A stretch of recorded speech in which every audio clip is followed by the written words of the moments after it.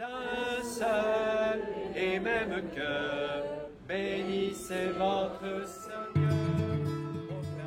Alors pour ce temps spirituel fort ce matin, nous allons constituer des groupes de 15.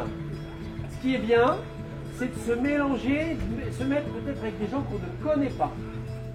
Nombreux étaient ceux qui ont emprunté le chemin, chapelet à la main, pour monter à la colline Saint-Jacques où Saint César de Bus, canonisé à Rome en mai dernier, a rédigé sa doctrine chrétienne et posé les fondations de son œuvre dans la prière et la solitude.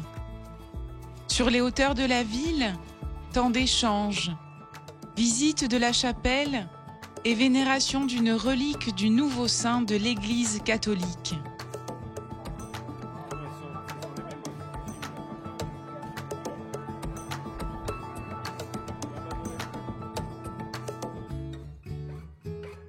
Redescendus, les pèlerins se sont retrouvés le temps d'un déjeuner fraternel avant de se réunir autour d'un forum où les services et mouvements diocésains présentaient leur travail.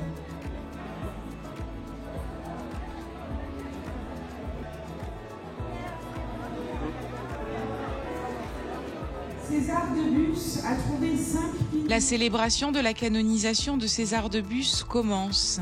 Le père Sergio La Peña, supérieur général de la Congrégation des Pères de la Doctrine Chrétienne, venu spécialement de Rome, et le père Frédéric Fermanel, prêtre diocésain, ont rappelé les fondamentaux de la vie du saint avant le lancement de la pastorale de Monseigneur Fonlu. Donc nous avons à nous interroger de manière particulière à ce que la parole que nous accueillons nous rejoigne et que nous nous en donnions les moyens, que nous nous aidions les uns et les autres pour cela, et puis que nous donnions écho à la parole de Dieu.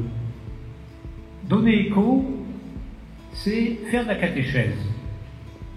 Et la catéchèse, nous en faisons, mais objectivement, avec les plus jeunes en particulier, nous en faisons beaucoup moins que nous en avons fait. Alors peut-être que Saint César peut venir nous interpeller pour nous inviter nous aussi à une période où on perd de plus en plus des repères chrétiens, nous inviter à aller vers d'autres pour partager le cœur de ce qui nous anime dans la rencontre avec le Christ et leur donner de l'approcher ou de le découvrir.